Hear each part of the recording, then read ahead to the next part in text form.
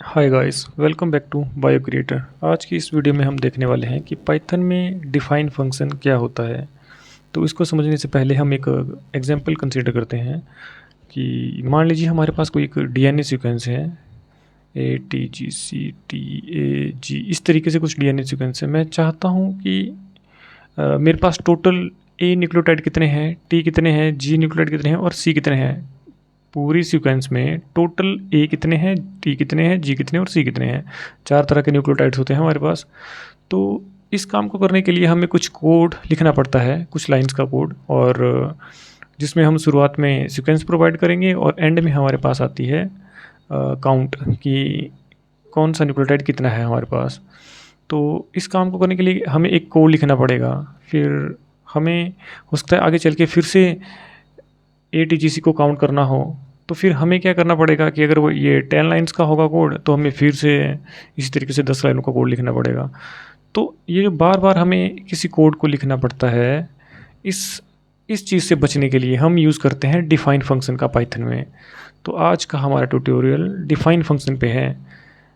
मतलब हम क्या करेंगे, इसमें एक बार एक कोड को लिख देंगे, एक कोड के स्निपेट को, और हमारा जो एक बहुत बड़ा सा कोड होगा ना, इस स्निपेट को हम बार बार यूज़ करेंगे एक लाइन की मदद से। सिर्फ एक लाइन में हम इस पूरी कोड के स्निपेट को कॉल कर पाएंगे अपने पूरे कोड में, जो हमारा एक लंबा सा कोड होगा। तो आज जो हम करने वाले हैं, इसमें हम पहले बेसिक जानेंगे कि एक फंक्शन को क्रिएट कैसे करते हैं, और जब हमें इसका पता लग जाएगा कि फंक्शन जो है वो दिखता कैसा है, मतलब बनता कैसा है, उसका स्ट्रक्चर क्या है, फिर हम एक सिंपल सा एग्जांपल लेंगे जिसमें कि हम नंबर्स को ऐड करेंगे। फिर उसके बाद हम पैरामीटर्स के साथ देखेंगे कि फंक्शन में पैरामीटर्स कैसे यूज़ करते हैं। इसके बाद हम बिना पैरामीटर के फंक्शन को कैसे रन करना है, फिर कैसे उसको क्रिएट करना है, वो हम देखेंगे। फिर उसके बाद हम देखेंगे कि मल्टीपल वैल्यूज़ को कैसे रिटर्न करना है हमें अपने फंक्शन में। और लास्ट में हम एक बायोइन्फॉर्मेटिक्स का एग्जांपल लेंगे कि जीसी कंटेंट को अगर हमें काउंट करना है अपने डीएनए में, तो उसको कैसे करेंगे। तो चलिए हम स्टार्ट करते हैं अपने कोड को। तो फंक्शन को डिफ़ाइन करने के लिए हमें लिखना होता है डेफ, यानी कि डिफ़ाइन कर रहे हैं हम एक फंक्शन को। ये एक इनबिल्ट फंक्शन है, यानी कि डेफ नाम का वेरिएबल नहीं होता है, जो कि हम जान चुके हैं पहले ही। डिफ़ाइन, और फिर हम अपने फंक्शन का नाम देते हैं फंक्शन नेम। फंक्शन नेम के बाद हम यहाँ पे कुछ कोड की लाइन लिखते हैं और फिर रिटर्न कर देते हैं वैल्यू को। तो इस तरीके का हमारा जो है स्ट्रक्चर होता है। अब एक सिंपल सा फंक्शन क्रिएट करते हैं जिसमें कि हम ऐड करेंगे नंबर्स को। तो मैं अपने फंक्शन का जो नाम है वो ऐड नंबर्स कर देता हूँ, NUMBERS। फिर जो हमें रिज़ल्ट में चाहिए होगा वो होगा हमारे पास सम। तो देखिए हमारे पास एक फंक्शन बनेगा ऐड नंबर्स नाम का, जिसमें कि हम 2 वैल्यूज़ देंगे, a, b वैल्यूज़ दे देते हैं। फिर हम नेक्स्ट लाइन में इंडेंटेशन के साथ जो है हम एक वेरिएबल और डिफाइन कर रहे हैं रिज़ल्ट नाम का, जिसमें कि हम चाहते हैं a और प्लस को a प्लस b दोनों को प्लस करना है और रिटर्न करना है हमें रिज़ल्ट को। मैं इसको आपको एक्सप्लेन करूँगा अभी। तो मैं इसको रन कर देता हूँ। अब मैं अपने फंक्शन को ना कॉल करता हूँ। हमारा फंक्शन का नाम था ऐड नंबर्स। ऐड नंबर्स, अब मैं यहाँ पे लिखता हूँ 5,9। मैं इसको रन करता हूँ तो आप देखेंगे यहाँ पे 14 हमारे पास दोनों का सम आ चुका है, 5 और 9 का। इसी तरीके से अगर मैं यहाँ पे 90 लिख देता हूँ तो फिर रन करता हूँ तो ये 95 हो गया है। अगर मैं यहाँ पे 50 कर देता हूँ फिर रन करता हूँ तो 140 हो गया है। तो ये काम कैसे कर रहा है, इसको एक बार फिर से देखते हैं। देखिए ये हमारा एक फंक्शन है, इसमें हमने एक आर्गुमेंट दी, फिर कॉमा करके एक और आर्गुमेंट दी है। तो हमने जब फंक्शन क्रिएट किया है यहाँ पे, तो हमने एक आर्गुमेंट दी है और एक दूसरी आर्गुमेंट दी है। फिर हमने इसके अंदर लिखा है कि एक वेरिएबल जो कि स्टोर करेगा वैल्यूज़ को, इक्वल्स टू, मतलब असाइनमेंट ऑपरेटर है ये, ए प्लस बी, तो जो आर्गुमेंट हमने यहाँ पास करी है उन दोनों को प्लस कराना है और उनको रिटर्न करा देना है इस रिज़ल्ट के अंदर, मतलब इस रिज़ल्ट में इसको स्टोर कर देना है और जो फाइनल वैल्यू हमारे पास आएगी उसको रिटर्न करना है। अब क्योंकि मैंने यहाँ पे लिखा है रिटर्न रिज़ल्ट, इस वजह से हमारे पास ये जो वैल्यू है ये प्रिंट हो पा रही है। तो एंड में हमें रिटर्न लिखना ही पड़ेगा और रिटर्न के सामने हमें रिज़ल्ट हमारा वो वेरिएबल पास करना है जिसको हम चाहते हैं। तो यहाँ पे तो हमारे पास एक ही वेरिएबल है, जो बड़ा सा कोड होगा उसमें मल्टीपल इस तरह के वेरिएबल्स हो सकते हैं और हम मल्टीपल वैल्यूज़ को रिटर्न के सामने लिख के प्रिंट करा सकते हैं। अब हम एक और एग्जांपल देखते हैं इसमें। तो हम देखते हैं कि बिना पैरामीटर के हमें फंक्शन कैसे करना है। बिना पैरामीटर का मतलब है कि इस फंक्शन में जो हमने अभी क्रिएट किया था इसमें एक फर्स्ट पैरामीटर था और एक सेकंड पैरामीटर था, दो पैरामीटर थे हमारे पास।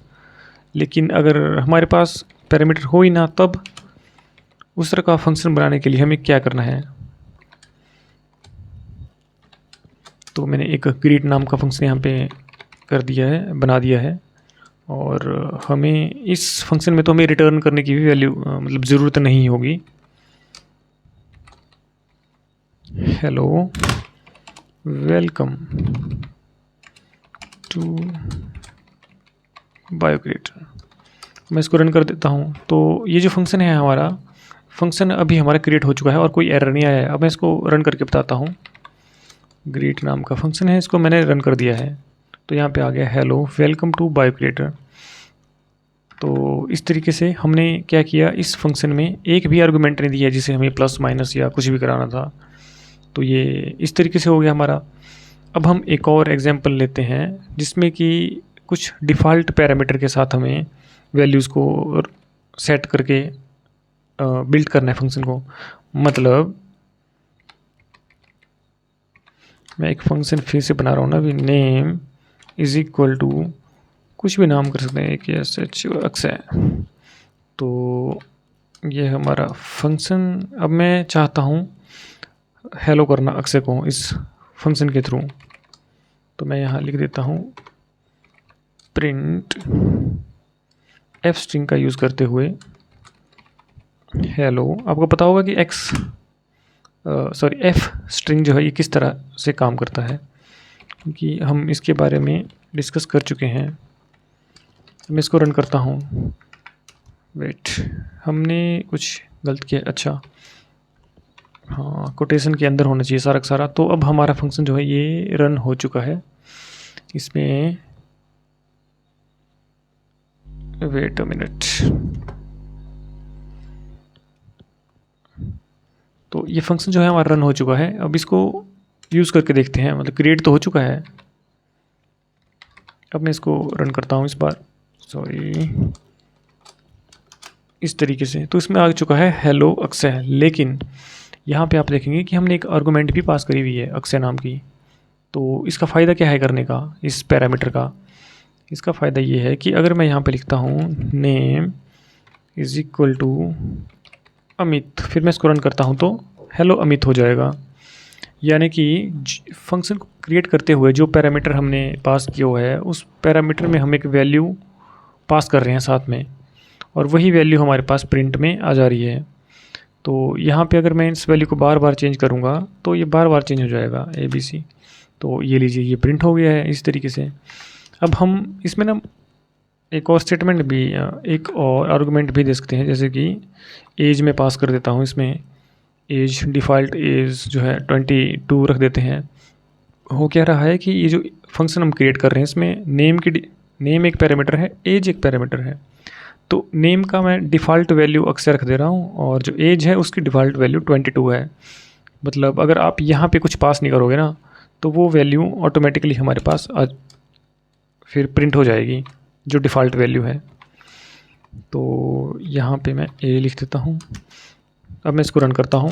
ये देखिए एज 22 आ गया है जो कि डिफ़ॉल्ट पैरामीटर है। मैंने इस फंक्शन को रन किया और जो नेम था ABC क्रिएट करा हुआ, उसने कहा हेलो ABC, और डिफ़ॉल्ट में हमारे पास 22 था हमारे फंक्शन में, इसलिए यहाँ पे 22 प्रिंट हुआ है। लेकिन मैं इसको चेंज कर सकता हूँ। मुझे लिखना होगा कॉमा करके एज इज़ इक्वल टू 20। अब मैं इसको रन करता हूँ तो ये देखिए हमारी जो है आर्गुमेंट अभी ये चेंज हो चुकी है, हमारा पैरामीटर चेंज हो गया है। अब हम मल्टीपल वैल्यूज़ को कैसे रिटर्न करेंगे, हालांकि हमने ऊपर भी देखा है एग्जांपल, लेकिन मानिए कि आपके पास एक लिस्ट है जिसमें मल्टीपल नंबर्स हैं, हम चाहते हैं कि उसका मिनिमम और मैक्सिमम नंबर रिटर्न हो हमारे पास। मतलब हमारी लिस्ट में मिनिमम वैल्यू कितनी है और मैक्सिमम वैल्यू कितनी है, इसको अगर हमें करना हो तो हम कैसे करेंगे। तो हम डिफ़ाइन कर देते हैं अपने फंक्शन को, जिसका कि गेट मिन मैक्स नाम का हम नाम रख लेते हैं अपने फंक्शन का। फिर हम इसमें क्या पास करेंगे, नंबर्स को। नंबर्स हम यहाँ पे कुछ भी नाम दे सकते हैं, नंबर्स की जगह कुछ भी हो सकता है। फिर हम क्या करेंगे, रिटर्न करेंगे वैल्यू को, जिसमें कि मिन जो है एक इनबिल्ट फंक्शन है। जैसे मैंने आपको बताया हुआ है कि पाइथन में डिफाइन एक फंक्शन होता है, रिटर्न एक फंक्शन होता है, इनबिल्ट फंक्शन होता है, फॉर एक फंक्शन है, इफ़ एक फंक्शन है, व्हाइल है, और एंड, इस तरह के कुछ इनबिल्ट फंक्शन है। वैसे ही हमारे पास मिन एक फंक्शन है जो कि मिनिमम वैल्यू को रिटर्न कराता है जब हमारी लिस्ट में से। तो मैं एक फंक्शन अभी क्रिएट कर रहा हूँ, जब मैं इसको रन करूँगा तो आपको ज़्यादा क्लियर ये हो पाएगा। तो मिनिमम तो कर देगा, हमें मैक्स भी चाहिए होगा, तो कॉमा करके हम एक और आर्गुमेंट यहाँ पास कर सकते हैं। अब मैं इसको रन करता हूँ। जैसे मैंने इसको रन किया है तो हमारे पास मतलब ये क्रिएट हो चुका है। अब मैं इसको एक बार ना कॉल करता हूँ। सॉरी, पहले ना हम एक लिस्ट क्रिएट करनी चाहिए, LST करके एक लिस्ट क्रिएट कर देते हैं जिसमें कि कुछ नंबर ऐड कर देते हैं। इस तरीके से आपके पास एक लिस्ट है, ये एक बड़ी सी लिस्ट है आपके पास। अब आप चाहते हैं कि इस लिस्ट में मिनिमम और मैक्सिमम नंबर को फाइंड आउट करना। ये लिस्ट बहुत लंबी हो सकती है, यहाँ तो मैंने छोटा सा एग्जांपल लिया है। तो मैं अपने फंक्शन को कॉल करूँगा गेट मिन मैक्स, और उसके अंदर एक आर्गुमेंट पास करूँगा नंबर्स की, यानी कि नंबर नहीं लिखना है यहाँ पे, अब हमें अपनी लिस्ट पास करनी है इसमें। तो मैं लिस्ट इसमें पास करता हूँ और इसको रन करता हूँ। जैसे मैंने इसको रन किया, हमारे पास 6 और 9 आ चुका है। तो इस फंक्शन को एक बार फिर से देखते हैं कि कैसे काम कर रहा है ये फंक्शन। यहाँ देखिए, ये हमारी एक लिस्ट थी और ये हमारा एक फंक्शन है। तो लिस्ट की कुछ वैल्यूज़ हैं जो कि इस नंबर्स नाम के वेरिएबल में चले जाती हैं हमारे पास। हमने यहाँ पे पास करी हुई है ना, ये हमें वैसे लिखना चाहिए यहाँ पे प्रिंट, और फिर प्रिंट के बाद प्रिंट के अंदर हमें ये पूरी जो फंक्शन था इसको डिफाइन करना चाहिए था, ताकि कभी भी कोड में एरर नहीं आए। तो आज मैंने डायरेक्ट कर दिया हुआ है। यहाँ पे मैंने प्रिंट नहीं लिखा है, यहाँ भी नहीं लिखा है, लेकिन नॉर्मली हमें प्रिंट साथ में लिखना चाहिए। खैर, हम इस कोड पे आते हैं। तो यहाँ पे हुआ क्या है कि हमारे पास नंबर्स थे जो कि एक लिस्ट थी नंबर्स की।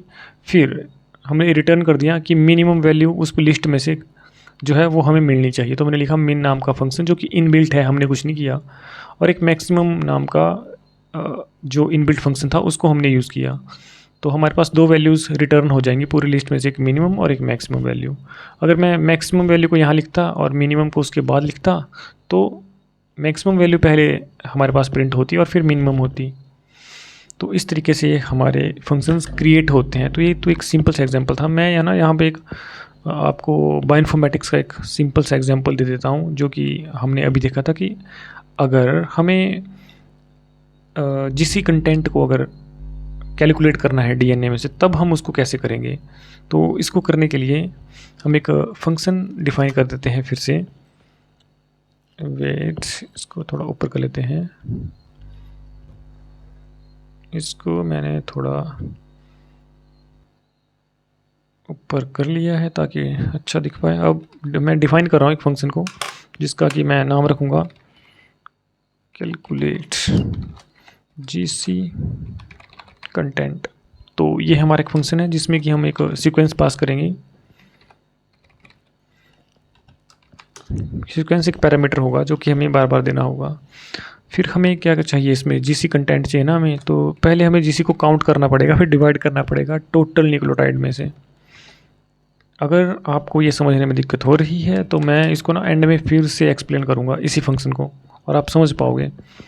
तो जो हमारे सीक्वेंस नाम का वेरिएबल होगा, इस वेरिएबल में हमारे पास एक स्ट्रिंग होगा जो कि सीक्वेंस होता है। तो स्ट्रिंग में एक काउंट नाम का फंक्शन हम यूज़ कर सकते हैं, जिसमें कि हम जी को काउंट करेंगे कि पूरी सीक्वेंस में जी कितने हैं, प्लस हम कहेंगे हमारी सीक्वेंस जो है उसमें सी कितने हैं, तो काउंट हम करेंगे इसमें टोटल सी कितने हैं, जी और सी हो जाएंगे, प्लस फिर हम निकालेंगे कि टोटल बेसिस कितनी है हमारे पास।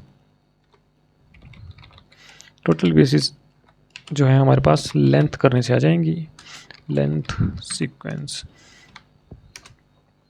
ज़्यादा कंफ्यूज मत होइए, इसको मैं एक्सप्लेन जब करूँगा रन करने के बाद तो आप इसको समझ पाएंगे। कंटेंट इज इक्वल टू, तो इसमें हम जीसी काउंट को डिवाइड कर देंगे अपने टोटल बेसिस से, और फिर मल्टीप्लाई हम इसको करेंगे 100 से ताकि परसेंटेज हमारे पास आ जाए, और लास्ट में हमें रिटर्न कराना है अपने जीसी कंटेंट को। कंटेंट CONTENT, तो वेरिएबल का नाम सही कर लेते हैं यहाँ पे। तो ये हमारा एक फंक्शन क्रिएट हो चुका है जो कि जीसी कंटेंट को मतलब प्रिंट कराएगा। तो मैं क्या करता हूँ, यहीं पे आपको रन करा के बताता हूँ। जैसे कि मेरे पास एक DNA नाम का वेरिएबल है जिसमें कि हमने DNA स्टोर किया हुआ है ATGC। तो इस तरीके से कुछ रैंडम DNA हमारे पास है, थोड़ा छोटा रख लेते हैं ताकि समझने में आसानी हो। अब मैं अपने फंक्शन को कॉल करूँगा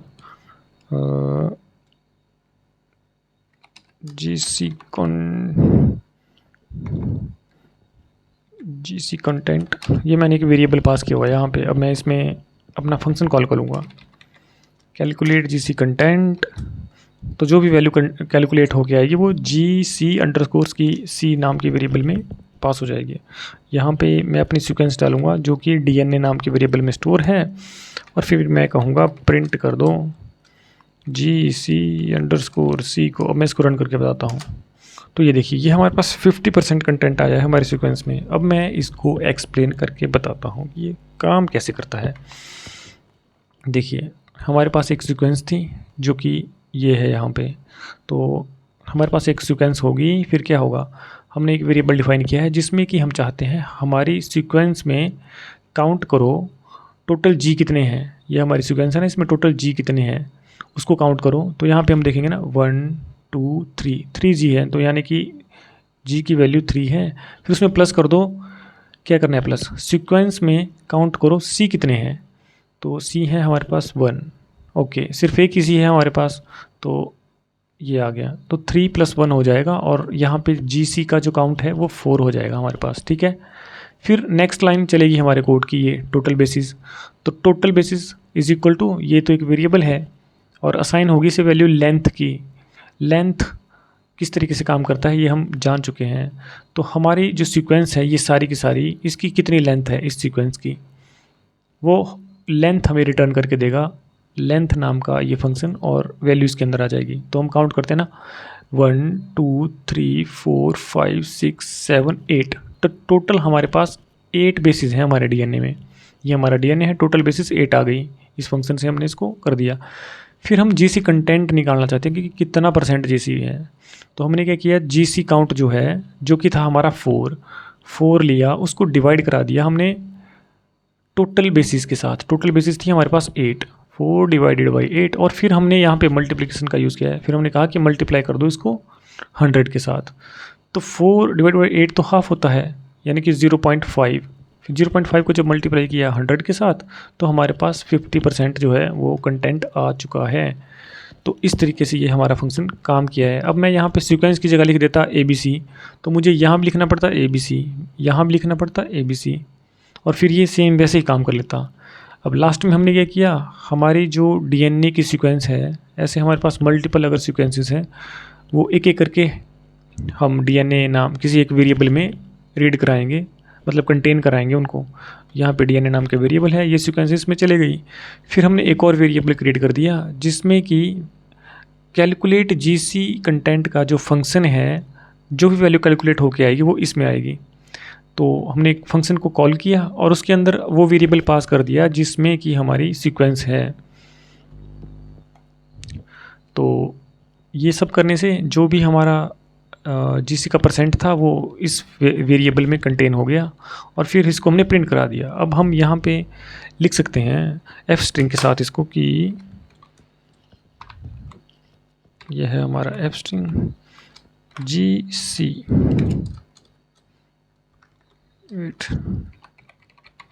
जीसी कंटेंट। तो अभी देखिए इसको रन करा के कैसा दिखता है, इस तरीके से दिख रहा है। अब मैं इसमें परसेंटेज का भी साइन लगा देता हूँ ना एंड में, तो यहाँ पे मैं परसेंटेज का साइन लगा देता हूँ, एंटर। तो अब आप देख पाएंगे इसको और भी क्लियर कि हमारे पास ये जो जीसी कंटेंट यहाँ से सेम प्रिंट हो गया, परसेंटेज भी सेम प्रिंट हो गया यहीं से, और जो जीसी कंटेंट की वैल्यू कैलकुलेट होके आई थी वो यहाँ पे आ गया है। अब हम इसको बार बार मतलब कैसे यूज़ करते हैं इसको, मैंने आपको कहा था ना शुरुआत में, तो मैं आपको ये फिर से इसी कोड को ना रन करके बताता हूँ। तो DNA था ये हमारे पास। अब मैं DNA1 नाम का एक और वेरिएबल क्रिएट कर रहा हूँ जिसमें कि हमारे पास कुछ और DNA है। अब ये कुछ और DNA आ गया हमारे पास। लो, इसको इस बार हम थोड़ा लंबा रख लेते हैं। अब मैं कहूँगा कि जो हमारा GC वेट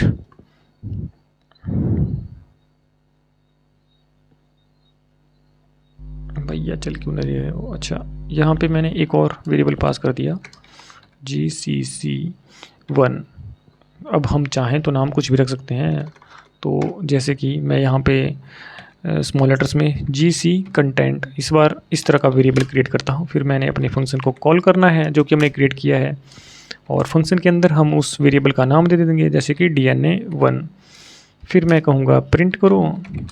फिर मैं यहाँ पे लगाऊंगा एफ स्ट्रिंग जिसमें कि मैं कहूँगा कि GC कंटेंट ऑफ DNA1, और फिर मैं यहाँ पे अपनी वैल्यू जो कि GCC में स्टोर है उसको कर दूँगा। तो उसको मैं रन करता हूँ अभी। ये देखिए हमारे पास ये कितनी एक्यूरेसी के साथ हमारा जो DNA है वो आ चुका है। अब जो हमारा कोड फर्स्ट टाइम में रन हुआ था, यहाँ पे हमने फर्स्ट टाइम कॉल किया था अपने इस इनबिल्ट फंक्शन को, और सेकंड टाइम हमने यहाँ पे रन किया है, अपने कॉल किया है अपने इनबिल्ट फंक्शन को और इस वेरिएबल में स्टोर किया है। तो फर्स्ट टाइम यहाँ था और सेकंड टाइम यहाँ था। अब देखिए हुआ क्या, अगर मैं इस फंक्शन को क्रिएट ही ना करूँ इस फंक्शन को, तो मुझे इस तरीके से कोड लिखना पड़ेगा और फिर इस वैल्यू इस स्ट्रिंग को उस कोड में डालना पड़ेगा। फिर अगर बाद में हमें फिर से यही सेम काम करना है तो हमें फिर से इस कोड को यहाँ भी लिखना पड़ेगा पूरा का पूरा, तब जाके ये होगा। तो इसमें कितने लाइन्स हैं, 1 2 3 4 5, तो 5 लाइन्स हैं एक सीक्वेंस के लिए। अगर हमारे पास 10 सीक्वेंसेस होंगी तो हमें तो 50 लाइन्स लिखनी पड़ेंगी। लेकिन यहाँ पे हमने क्या किया, हमने एक ही बार इन 5 लाइन्स को लिख दिया और उसके बाद एक ही लाइन में हम अपने फंक्शन को कॉल कर रहे हैं। तो बहुत ही छोटा हो जाता है इस तरीके से कोड और काफ़ी सिंपल रहता है। तो आज हमने अभी देख लिया है कुछ मतलब अच्छे एग्जांपल्स जिसमें हमने शुरुआत करी कि ऐड कैसे करना है नंबर्स को। हमने एक फंक्शन क्रिएट किया ऐड नंबर्स नाम का जो कि नंबर्स को ऐड करता है। फिर हमने देखा कि बिना पैरामीटर के भी हमारा फंक्शन काम कर सकता है।